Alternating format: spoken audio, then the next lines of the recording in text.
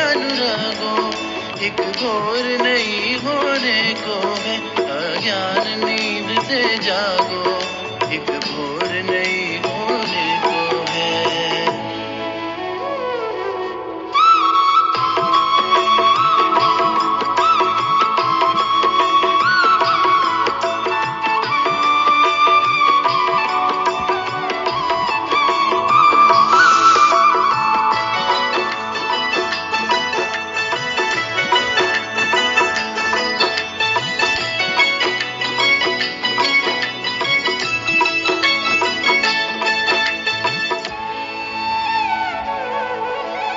अभी नहीं तो कभी नहीं ये अवसर तुम्हें मिलेगा, जिसने खुद को जान लिया उसका ही भाग्य खिलेगा। अभी नहीं तो कभी नहीं ये अवसर तुम्हें मिलेगा, जिसने खुद को जान लिया उसका ही भाग्य खिलेगा। तुम अपना भाग्य जगा लो, अपना भाग्य जगा लो, एक भोर नहीं होने को है, अज्ञान नींद से जागो, एक भोर नहीं होने को है। शिव बाबा से अनुरागो, शिव बाबा से अनुरागो, एक भोर नहीं होने को है, अज्ञान नींद से जागो, एक भोर नहीं होने को है।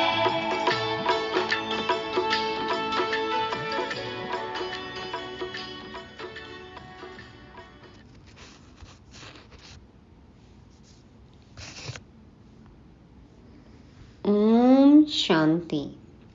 सच्ची सच्ची दीपावली मनाने वाले होली हंसों को गॉडली मॉर्निंग और 14 नवंबर बाल दिवस और भाई दूज की बहुत बहुत बधाइयाँ। बाल दिवस बच्चों का दिन, बेहद बाप के हम सब आत्माएं बच्चे, तो अब तो हर दिन ही हमारा है।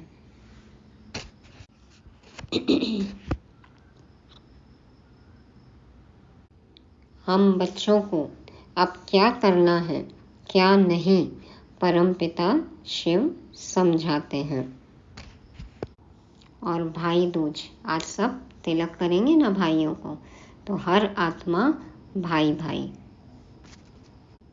तो आत्म स्मृति का तिलक सदा लगा रहे और औरों को भी उसी दृष्टि से देखना है, आत्मस्मृति का तिलक ही लगाना है। बाबा आज हमें रूहानी सर्विस करने को कहते हैं, तो इस सेवा में विघ्न तो आएंगे ही, लेकिन हमें पीछे नहीं हटना है। कदम बढ़ाए जा न डर। आज की मुरली में बाबा भविष्य की भी झलकियां दिखाते हैं, जो कि अभी हम अनुभव कर रहे हैं, क्योंकि ये साकार मुरली तो 60s की है ना। तो अब कौन सा वक्त चल रहा है ये हमें सदा याद रहे और उसी अनुसार पुरुषार्थ करना है। तो अमृत वेले से ही क्या करना है, कैसे करना है, जानने के लिए सुनते हैं शिव भगवान वाच। मीठे बच्चे, मनुष्य को देवता बनाने की सर्विस में विघ्न जरूर पड़ेंगे। तुम्हें तकलीफ सहन करके भी इस सर्विस पर तत्पर रहना है, रहमदिल बनना है। मनुष्य से देवता किए करत न लागे वार। बाबा आते हैं हमें देवता बनाने के लिए, हमारे अंदर दिव्य गुण जगाने के लिए, भरने के लिए। तो बाबा तो हैं विश्व कल्याणकारी और हम हैं मास्टर विश्व कल्याणकारी।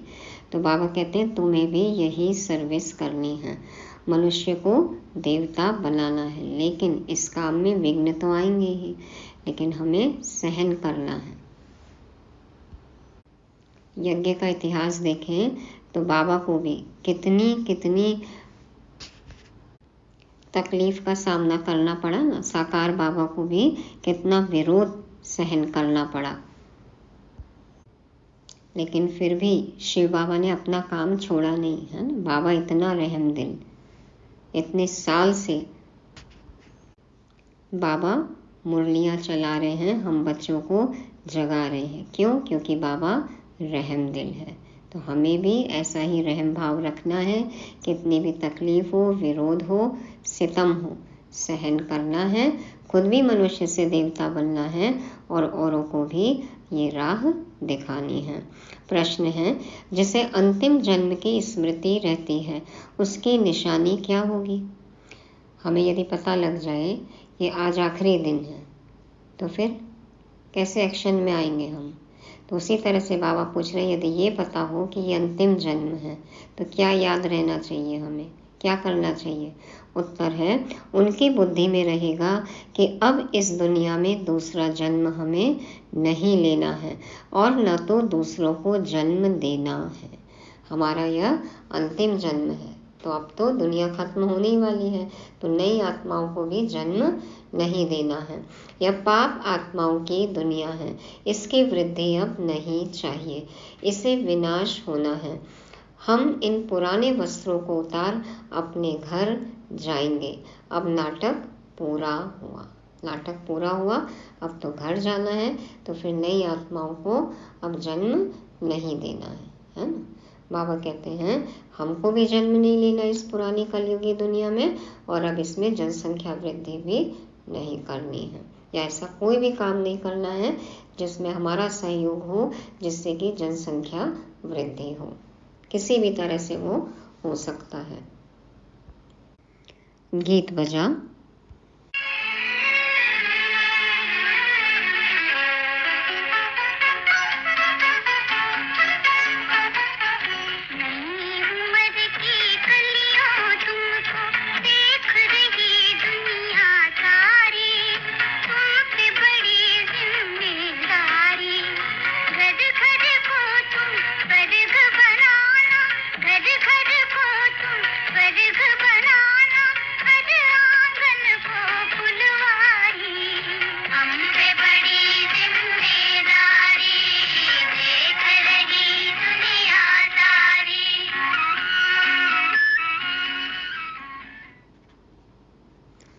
ओम शांति।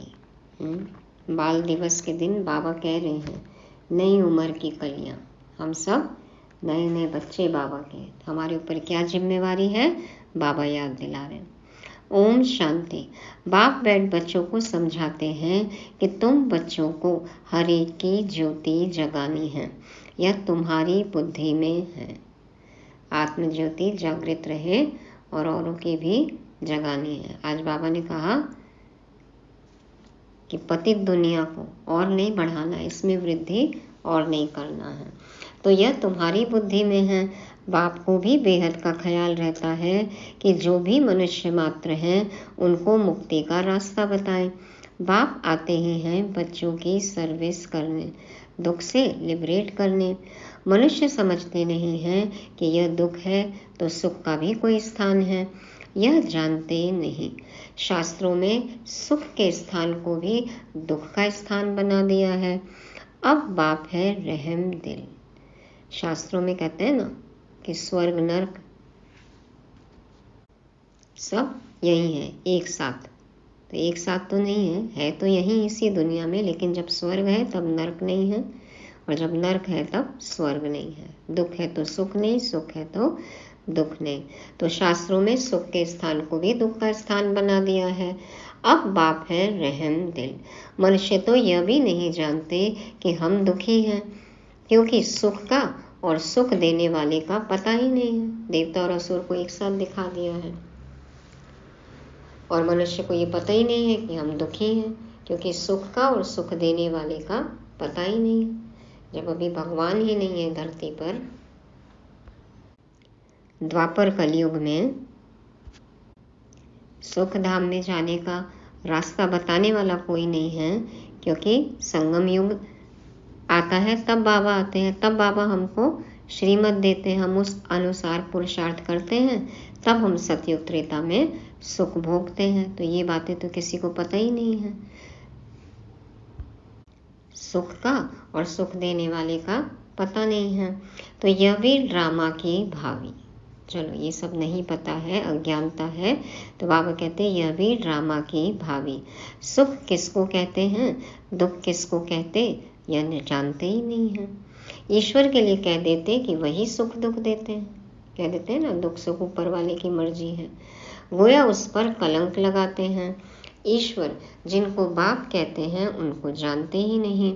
बाप कहते हैं कि मैं बच्चों को सुख ही देता हूँ। तुम अब जानते हो बाबा आया है पतितों को पावन बनाने। कहते हैं मैं सबको ले जाऊंगा स्वीट होम। वह स्वीट होम भी पावन है, वहाँ कोई पतित आत्मा रहती नहीं, उस ठिकाने को कोई जानते नहीं। कहते हैं कि फलाना पार निर्वाण गया, परंतु समझते नहीं। बुद्ध पार निर्वाण गया तो जरूर वहाँ का रहने वाला था, वहाँ ही गया। अच्छा वह तो गया, बाकी दूसरे कैसे जाएं? साथ तो कोई को ले नहीं गया। वास्तव में वह जाते नहीं, इसलिए सब पतित पावन बाप को याद करते हैं। पावन दुनिया दो है, एक मुक्ति धाम, दूसरा जीवन मुक्ति धाम, शिवपुरी और विष्णुपुरी। शिव बाबा कहाँ रहते हैं? परम धाम में शिवपुरी, और स्वर्ग स्थापन करते हैं। वो हमारी प्रारब्ध कहाँ हम भोगते हैं? विष्णुपुरी में। यह है, ये कौन सी पुरी है? मायापुरी। ये है रावणपुरी। परम पिता परमात्मा को राम भी कहते हैं, राम राज्य कहा जाता है। तो बुद्धि परमात्मा की तरफ चली जाती है। मनुष्य को तो सब परमात्मा मानेंगे नहीं, तो तुमको तरस पड़ता है, तकलीफ तो सहन करनी पड़े। इसीलिए देखो मानते नहीं ना कि ब्रह्मा बाबा में परमात्मा आते हैं, कितना विरोध करते हैं। तो रहम करना चाहिए, तरस आना चाहिए। बाबा कहते हैं कोई विघ्न डालते हैं, तकलीफ देते हैं तो सहन करो, फिर भी बताओ उनको, क्योंकि अज्ञानता है अभी। बाबा कहते हैं मीठे बच्चे, मनुष्य को देवता बनाने में इस ज्ञान यज्ञ में विघ्न बहुत ही पड़ेंगे। गीता के भगवान ने गाली खाई थी ना, गालियां उनको भी और तुमको भी मिलती हैं। कहते हैं ना कि इसने शायद चौथ का चंद्रमा देखा होगा। यह सब है दंत कथाएं। देखो कहते हैं गीता का भगवान कृष्ण, तो कृष्ण पर भी कितने कलंक लगाए हैं, गालियां दी हैं। तो बाबा कहते हैं कि ये सब दंत कथाएं हैं, जो कहते हैं चौथ का चंद्रमा देखा। दुनिया में तो कितना गंध है, मनुष्य क्या क्या खाते हैं, जानवरों को मारते हैं, क्या क्या करते हैं। बाप आकर इन सब बातों से छुड़ा देते हैं।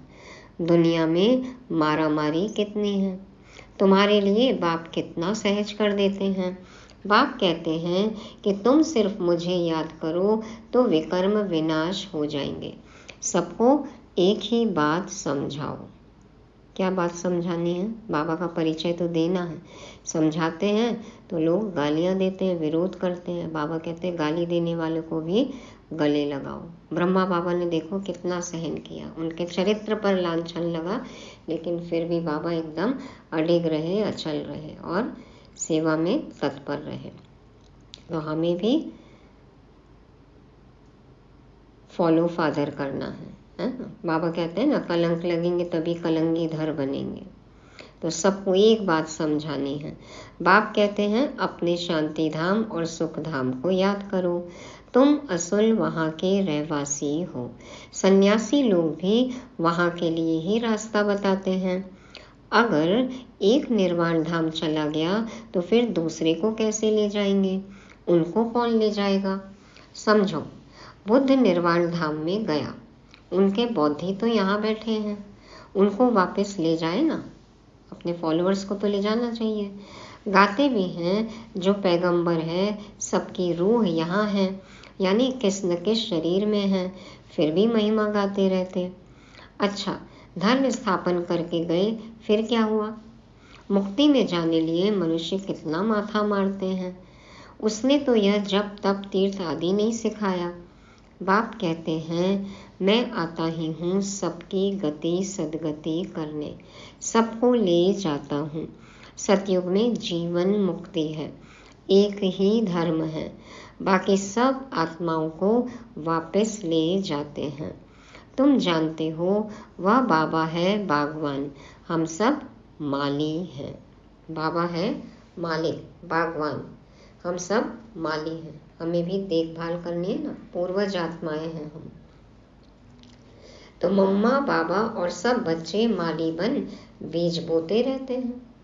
औरों को नहीं बताएंगे, ज्ञान नहीं देंगे तो बीज कैसे रोपेंगे, कैसे सेवा होगी, कैसे वृद्धि होगी।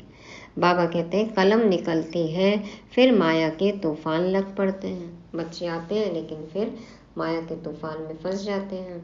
अनेक प्रकार के तूफान लगते हैं, यह है माया के विघ्न। तूफान लगते हैं तो पूछना चाहिए बाबा इसके लिए क्या करना चाहिए। श्रीमत देने वाला बाप है, तूफान तो लगेंगे ही। क्यों लगते हैं तूफान? नंबर 1 है देह अभिमान। यह नहीं समझते कि मैं आत्मा अविनाशी हूँ, यह शरीर विनाशी है। हमारे 84 जन्म पूरे हुए, आत्मा ही पुनर्जन्म लेती है। घड़ी घड़ी एक शरीर छोड़ दूसरा लेना आत्मा का ही काम है। अब बाप कहते हैं तुम्हारा यह अंतिम जन्म है, इस दुनिया में दूसरा जन्म नहीं लेना है, न किसको देना है। बाबा कहते हैं न इस दुनिया में जन्म लेना है और न किसको देना है। कोई भी काम में ऐसे में सहभागी नहीं बनना है जिससे कि पतितपना बढ़ता है। कौन सा जन्म देना है?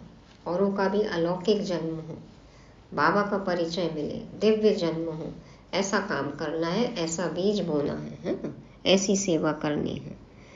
बाबा कहते हैं कि पूछते हैं कि फिर सृष्टि की वृद्धि कैसे होगी। पूछेंगे ना, यदि जनसंख्या न बढ़े तो संसार कैसे चलेगा। अरे इस समय सृष्टि की वृद्धि नहीं चाहिए, ऑलरेडी इतनी आत्माएं हैं, रिसोर्सेस कम है, संसाधन कम पड़ रहे हैं, आत्माएं त्राही त्राही कर रही हैं, और चाहिए लोग, धरती और सहन कर सकती है। तो इस समय तो सृष्टि की वृद्धि नहीं चाहिए, यह तो भ्रष्टाचार की वृद्धि है। यह रस्म रावण से शुरू हुई है, दुनिया को भ्रष्टाचारी बनाने वाला रावण ठहरा। आजकल तो कहते हैं ना, नमस्ते नमस्ते की जगह बोलो नो बच्चे नो बच्चे। देखो रावण ने भ्रष्टाचारी बना दिया है, श्रेष्ठाचारी राम बनाते हैं। इसमें भी तुमको कितनी मेहनत करनी पड़ती है, घड़ी घड़ी देह अभिमान में आ जाते हैं। अगर देह अभिमान में न आए तो अपने को आत्मा समझे। सतयुग में भी अपने को आत्मा तो समझते हैं ना, जानते हैं अभी यह हमारा शरीर वृद्ध हुआ है, इनको छोड़कर नया लेंगे। यहाँ तो आत्मा का भी ज्ञान नहीं है, अपने को देह समझ बैठे हैं। इस दुनिया से जाने की दिल उनकी होती है जो दुखी होते हैं। देह छोड़ने नहीं चाहते हैं ना, लेकिन जो आत्माएं दुखी हैं, देखो वो कैसे आत्महत्या करती हैं, जीव घात करती हैं, और सोचती हैं कि इस दुनिया से चले जाएं, दूसरा जन्म हो या मोक्ष मिल जाए। तो दुखी होते हैं तो दुनिया से जाना चाहते हैं, शरीर छोड़ना चाहते हैं। वहाँ तो है ही सुख, बाकी आत्मा का ज्ञान वहाँ रहता है। एक शरीर छोड़ दूसरा लेते हैं इसलिए दुख नहीं होता, वह सुख की प्रारब्ध है। यहाँ भी आत्मा तो कहते हैं, फिर भल कोई आत्मा सो परमात्मा कह देते हैं। आत्मा है या तो ज्ञान है ना, आत्मा है मानते, आत्मा शब्द तो जानते हैं, लेकिन कह देते आत्मा ही परमात्मा है। परंतु यह नहीं जानते कि हम इस पाठ से वापस जा नहीं सकते। एक शरीर छोड़ फिर दूसरा लेना जरूर है। पुनर्जन्म तो सब मानेंगे, कर्म तो सब कूटते हैं ना, लेकिन देखो मुसलमान तो नहीं मानते पुनर्जन्म। अनेक धर्मों में अनेक मान्यताएं हैं। बाबा कहते कर्म तो सब कूटते हैं ना, माया के राज्य में कर्म विकर्म ही बनते हैं, तो कर्म कूटते रहते हैं। वहाँ ऐसे कर्म नहीं जो कूटने पड़े। मजबूरी का जीवन नहीं है। यहाँ पे देखो कर्मों को कोसते ही रहते हैं, पता नहीं कौन से जन्म के कर्म हैं जो आज ऐसा दुख देख रहे हैं। भाग्य को कोसते हैं, नसीब को कोसते हैं। कैसे बनता है भाग्य नसीब? हमारे कर्म से ही बनेगा ना।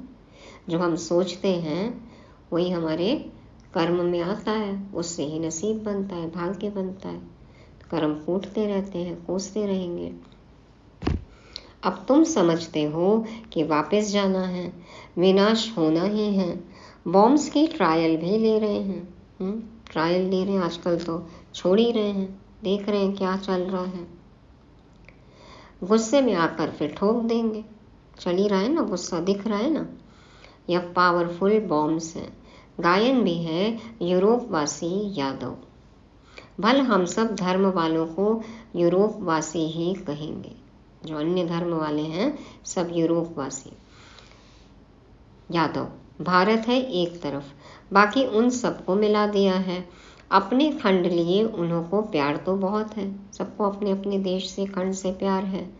परंतु भावी ऐसी है तो क्या करेंगे? किसी एक को तो राजाई मिलेगी ना। तो ताकत सारी तुमको बाबा दे रहे हैं।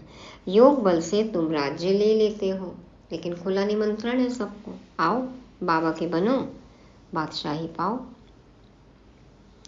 तो योग बल से बाबा कहते हैं बाबा के बच्चे राज्य ले लेते हैं। तुमको कोई भी तकलीफ नहीं देते हैं।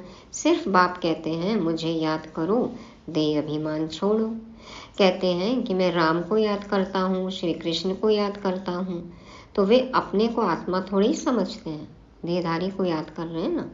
आत्मा समझते तो आत्मा के बाप को क्यों नहीं याद करते हैं? बाप कहते हैं मुझ परमपिता परमात्मा को याद करो। तुम जीव आत्मा को क्यों याद करते हो? तुमको देही अभिमानी बनना है। मैं आत्मा हूँ, बाप को याद करता हूँ। बाबा ने फरमान किया है याद करने से विकर्म विनाश होंगे और वर्षा भी बुद्धि में आ जाएगा। बाबा को याद करेंगे तो बाबा से क्या प्राप्ति होगी ये भी याद रहे, और विकर्म तो विनाश होंगे ही। बाप और जायदाद अर्थात मुक्ति और जीवन मुक्ति। बाबा को याद करें तो बाबा से वर्षा मिलेगा। बाप और जायदाद अर्थात मुक्ति और जीवन मुक्ति। इसके लिए ही धक्के खाते रहते हैं, यज्ञ जप तप आदि करते रहते हैं, मोक्ष चाहते हैं, निर्वाण धाम में जाना चाहते हैं। पोप से भी आशीर्वाद लेने जाते हैं। यहाँ बाप सिर्फ कहते हैं देह अभिमान छोड़ो। क्या करो? अपने को आत्मा निश्चय करो। यह नाटक पूरा हुआ है। हमारे 84 जन्म अब पूरे हुए हैं, अब जाना है। कितना सहज करके समझाते हैं। गृहस्थ व्यवहार में रहते बुद्धि में यह रखो। जैसे नाटक पूरा होने पर होता है तो समझते हैं कि बाकी 15 मिनट है, अभी यह सीन पूरी होगी। एक्टर समझते हैं हम यह कपड़ा उतार घर को जाएंगे, अभी सबको वापस जाना है। ऐसी ऐसी बातें अपने से करनी चाहिए। तो अब ये शरीर रूपी वस्त्र छोड़कर हमें कहाँ जाना है? बाबा के साथ परम धाम में। तो ये कपड़ा तो जाने वाला है ना, इससे मोह नहीं होना चाहिए। ये शरीर तो छूटने वाला ही है, ये याद रहे सदा। कितना समय हमने सुख दुख का पार्ट बजाया है यह जानते हैं। अभी बाप कहते हैं कि मुझे याद करो। दुनिया में क्या क्या हो रहा है इन सबको भूल जाओ, यह सब खत्म हो जाने वाले हैं। अब वापस जाना है। कौन क्या कर रहा है, क्या हो रहा है, क्या होगा आगे, सब कुछ भूल जाना है। सिर्फ एक बात याद रखनी है कि ये सब जो आंखों से दिख रहा है ये खत्म हो जाने वाला है। अब क्या करना है? वापस जाना है। वह समझते हैं कि कलयुग अभी 40,000 वर्ष चलेगा, इसीलिए देखो सोए पड़े हैं। इसको घोर अंधियारा कहा जाता है। बाप का परिचय नहीं है। ज्ञान माना बाप का परिचय, अज्ञान माना नो परिचय। बाबा को जानते हैं माना ज्ञान, बाबा का कहना मानते हैं तो समझ, और अज्ञान माना नो परिचय, जानते ही नहीं, मानते ही नहीं। तो गोया घोर अंधियारे में हैं। अभी तुम घोर सोझरे में हो, नंबरवार पुरुषार्थ अनुसार। अब रात पूरी होने वाली है, हम वापस जाते हैं। आज ब्रह्मा की रात, कल ब्रह्मा का दिन होगा। बदलने में टाइम तो लगेगा ना। तुम जानते हो अब हम मृत्यु लोक में हैं, कल अमर लोक में होंगे। पहले तो वापस जाना होगा। ऐसे यह 84 जन्मों का चक्र फिरता है। यह फिरना बंद नहीं होता है। बाबा कहते हैं तुम कितनी बार मेरे से मिले होंगे? बाबा से हम कितनी बार मिले हैं?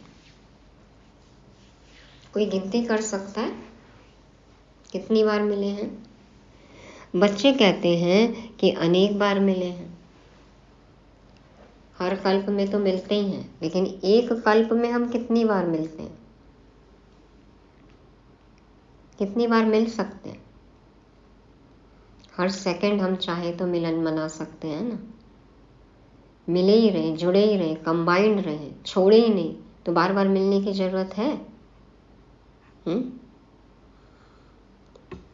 तो बाबा कहते हैं कि बच्चे कहते हैं अनेक बार मिले हैं। तुम्हारे 84 जन्मों का चक्र पूरा होता है तो सबका हो जाएगा। इसको कहा जाता है ज्ञान। ज्ञान देने वाला है ही ज्ञान सागर, परमपिता परमात्मा, पतित पावन। तुम पूछ सकते हो पतित पावन किसको कहा जाता है? भगवान तो निराकार को कहा जाता है। फिर तुम रघुपति राघव राजा राम क्यों कहते हो? आत्माओं का बाप तो वह निराकार ही है। समझाने की बड़ी ही युक्ति चाहिए। आत्माओं का बाप निराकार, तो फिर रघुपति राघव राजा राम, त्रेता वाले राम को क्यों याद करते हैं? बाबा कहते हैं समझाओ, युक्ति से समझाओ। जैसे कहते हैं ना कि आपने तो हमें याद ही नहीं किया। अरे तो हम भूले ही नहीं, तो याद करने की जरूरत ही नहीं पड़ी। तो ऐसे ही बाबा को कभी भूलो ही नहीं कि याद करना पड़े, छोड़ो ही नहीं कि बार बार मिलन मनाने जाना पड़े। सदा कंबाइंड रहो, निरंतर याद रहे, भूलना ही नहीं है। दिन प्रतिदिन तुम्हारी उन्नति होती रहेगी, क्योंकि गुह्य ज्ञान मिलता रहता है। समझाने के लिए है सिर्फ अल्फ की बात। कौन ये बात कह रहा है? अल्लाह कौन, बाप कौन, शिव बाबा कौन, परम पिता कौन, परमात्मा कौन? ये बात सबसे पहले समझानी है। अल्फ को भूले तो ऑर्फन हो गए, दुखी होते रहते हैं। अनाथ हो गए तो दुखी ही होंगे। एक द्वारा एक को जानने से तुम 21 जन्म सुखी हो जाते हो। खुदा को खुदा के द्वारा जाना तो ही हम 21 जन्म के लिए सुखी हो सकते हैं। खुदा खुद आकर अपना परिचय देते हैं, एक द्वारा एक को जानने से। यह है ज्ञान, वह है अज्ञान जो कह देते परमात्मा सर्वव्यापी है। अरे वह तो बाप है। बाप कहते हैं तुम्हारे अंदर भूत सर्वव्यापी है। सबके अंदर कोई ना कोई भूत तो है ही, किसी न किसी मात्रा में, परसेंटेज में तो है ही। 5 विकार रूपी रावण सर्वव्यापी है। यह बातें समझानी पड़ती हैं। हम ईश्वर की गोद में हैं, यह बड़ा भारी नशा होना चाहिए। ईश्वरीय गोद का नशा है। गोद में रहते ही नहीं तो नशा कैसे होगा? चेक करना है। फिर भविष्य में देवताई गोद में जाएंगे, वहां तो सदैव सुख है। शिव बाबा ने हमको अडॉप्ट किया है, उनको याद करना है। अपना भी और दूसरों का भी कल्याण करना है तो राजाई मिलेगी। यह समझने की बड़ी अच्छी बात है। शिव बाबा है निराकार, हम आत्मा भी निराकार हैं। वहाँ हम अशरीरी नंगे रहते थे, अंग तो वहाँ पे थे नहीं, पॉइंट ऑफ लाइट, ज्योति बिंदु। तो बाबा तो सदैव अशरीरी ही है। बाबा कभी शरीर रूपी कपड़ा पहन पुनर्जन्म नहीं लेते हैं। बाबा एक बार री इनकारनेट करते हैं, अवतरण होता है बाबा का ब्रह्मा तन में।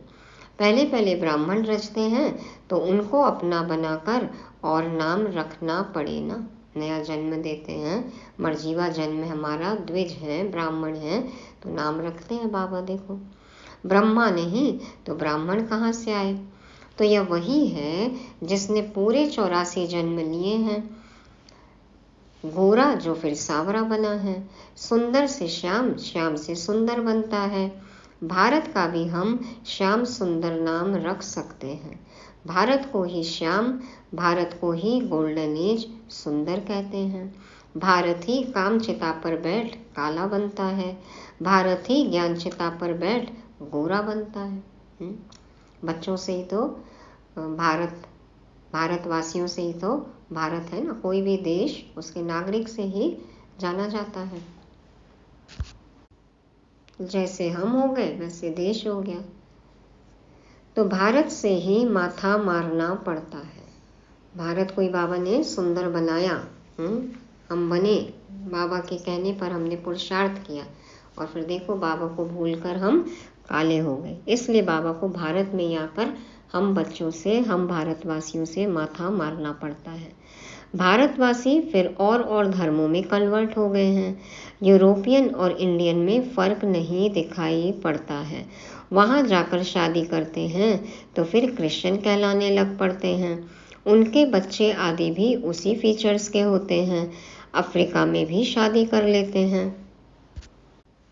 आजकल तो देखो कोई रोक टोक नहीं, कोई दीवार नहीं है ना। कोई किसी भी देश में किसी से भी शादी कर सकता है। इस मामले में तो सब बेहद में आ गए हैं, लेकिन बाकी देखो कितनी चीज़ों में हदें हैं।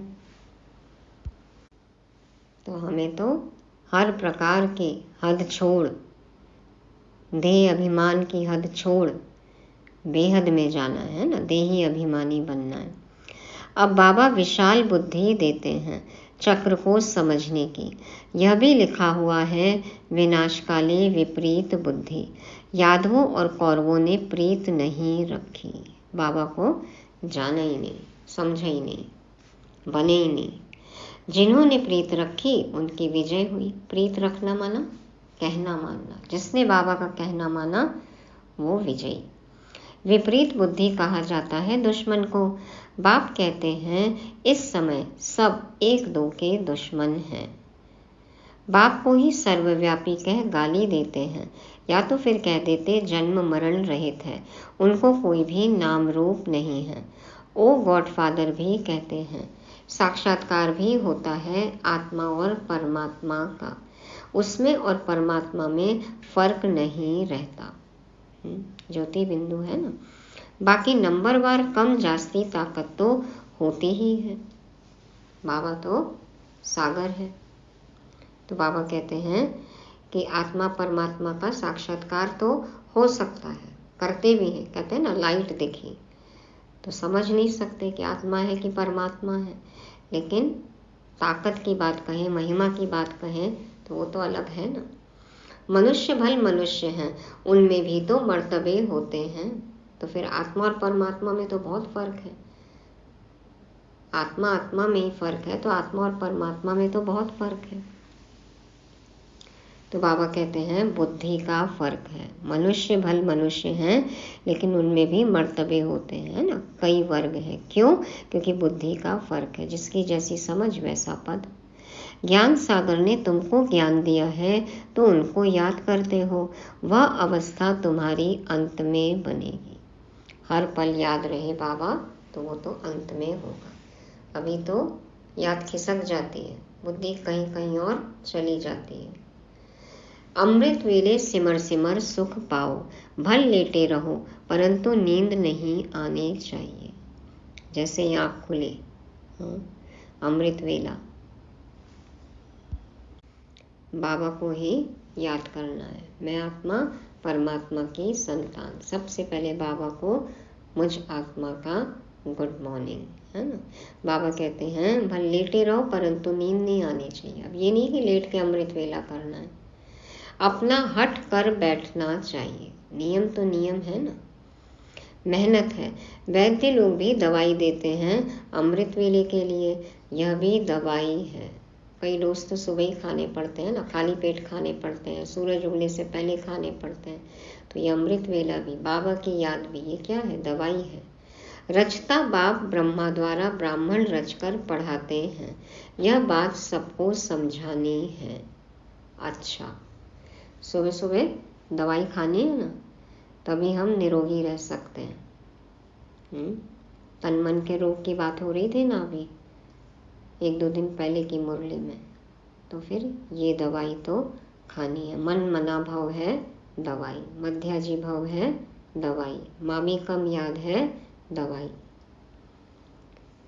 और परमात्मा आकर पढ़ा रहे हैं। रचता बाप ब्रह्मा द्वारा ब्राह्मण रच कर पढ़ाते हैं, ये बात सबको समझानी है। मनुष्य से देवता बनाना है, ये सर्विस करनी है, इसमें विघ्न पड़ेंगे, लेकिन बाबा कहते हैं कोई बात नहीं, सेवा करते रहो, रहम दिल बनना है। भले ही गाली मिले, ग्लानि हो, कलंक लगे, लेकिन धैर्य रखना है, तभी लोग गले लगाएंगे और हम कलंगीधर बनेंगे। अच्छा, मीठे मीठे सिक्के लदे बच्चों प्रति माता पिता बाप दादा का याद प्यार और गुड मॉर्निंग। रूहानी बाप की रूहानी बच्चों को नमस्ते। हम रूहानी बच्चों के रूहानी बाप दादा को याद प्यार, गुड मॉर्निंग और नमस्ते। शुक्रिया बाबा, शुक्रिया। धारणा के लिए मुख्य सार। पहला पॉइंट, हमने ईश्वर की गोद ली है, फिर देवताई गोद में जाएंगे। इसी रूहानी नशे में रहना है, अपना और दूसरों का कल्याण करना है। दूसरा, अमृत वेले उठ ज्ञान सागर के ज्ञान का मनन करना है। एक की अव्यभिचारी याद में रहना है। देह अभिमान छोड़ स्वयं को आत्मा निश्चय करना है। वरदान है, अमृत वेले से रात तक याद के विधि पूर्वक हर कर्म करने वाले सिद्धि स्वरूप भव। अमृत वेले से रात तक याद के विधि पूर्वक हर कर्म करने वाले सिद्धि स्वरूप भव। बाबा समझाते हैं, अमृत वेले से लेकर रात तक जो भी कर्म करो, याद के विधि पूर्वक करो, तो हर कर्म की सिद्धि मिलेगी। हर कर्म कैसे करना है, बाबा के साथ, बाबा की याद में बाबा ने बताया हुआ है, तभी सिद्धि मिलेगी, सफलता मिलेगी। सबसे बड़ी से बड़ी सिद्धि है प्रत्यक्ष फल के रूप में अतीन्द्रिय सुख की अनुभूति होना। श्रीमत अनुसार हमारे कर्म होंगे ना, बाबा को साथ रख के हमने कर्म किया, तो तुरंत अतीन्द्रिय सुख का अनुभव होगा। सदा सुख की लहरों में, खुशी की लहरों में लहराते रहेंगे, क्योंकि कोई कर्म गलत होगा ही नहीं, तो मन भारी ही नहीं होगा, तो सदा खुश रहेंगे। तो यह प्रत्यक्ष फल भी मिलता है और फिर भविष्य फल भी मिलता है। इस समय का प्रत्यक्ष फल अनेक भविष्य जन्मों के फल से श्रेष्ठ है। अभी अभी किया, अभी अभी मिला, इसको ही कहते हैं प्रत्यक्ष फल। सतयुगी राजाई मिलेगी वो तो अलग बात है, लेकिन अभी वर्तमान में हम कितने हल्के रहते हैं, खुश रहते हैं, शांत रहते हैं। तो ये है प्रत्यक्ष फल, जो कि हर फल से श्रेष्ठ है। स्लोगन है, स्वयं को निमित्त समझ हर कर्म करो तो न्यारे और प्यारे रहेंगे, मैंपन आ नहीं सकता। स्वयं को निमित्त समझ हर कर्म करो तो न्यारे और प्यारे रहेंगे, मैंपन आ नहीं सकता। करण करावनहार, मैं आत्मा तो निमित्त हूँ। इस भाव से में रहेंगे, ऐसे कर्म करेंगे तो न्यारे और प्यारे रहेंगे। बाबा का काम है, बाबा ही कर रहे हैं, करा रहे हैं वो तो ठीक है, लेकिन बाबा ही मेरे थ्रू कर रहे हैं। मैं तो निमित्त आत्मा हूँ।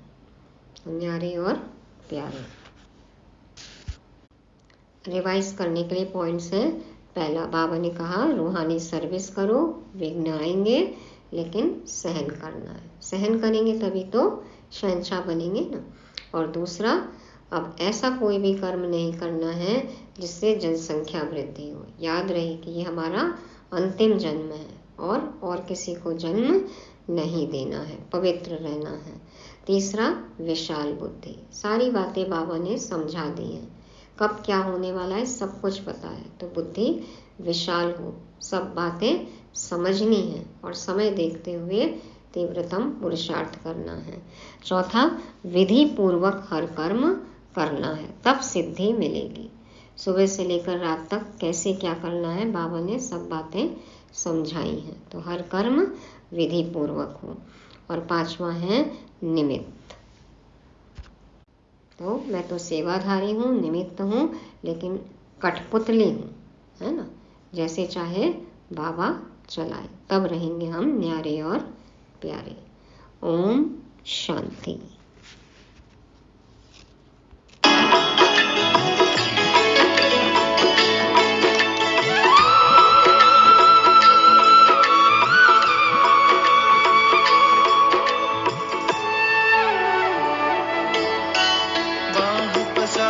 शिव बाबा बड़े प्यार से हमें पुकारे, वर्षा स्वर्ग का ले लो कहते आओ मेरे दुलारे। बाह पसारे शिव बाबा बड़े प्यार से हमें पुकारे, वर्षा स्वर्ग